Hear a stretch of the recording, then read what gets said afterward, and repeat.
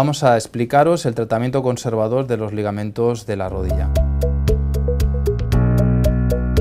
Fundamentalmente hablaremos del tratamiento conservador de los ligamentos laterales, ligamento lateral interno, ligamento lateral externo y aquellos esguinces leves del ligamento cruzado posterior.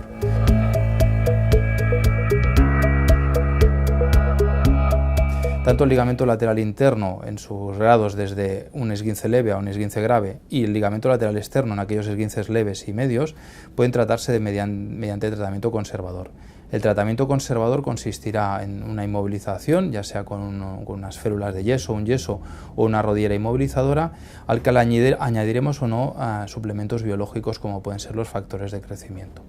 El ligamento cruzado posterior también se utilizará unas rodilleras especiales que lo que hacen es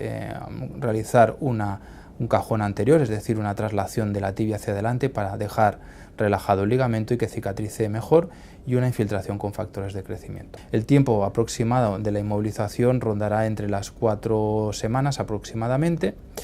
y pasaremos a un segundo estadio en el que haremos un tratamiento fisioterápico consistente en mejorar la movilidad, mejorar el balance articular, mejorar la fuerza, consiguiendo un buen tono muscular tanto de cuádriceps como de isquiotibiales, luego movimientos de propiocepción y readaptación y giros, y una última fase de readaptación en la que iniciaremos la carrera y últimamente una readaptación y una reincorporación al trabajo con balón hasta llegar a la práctica deportiva.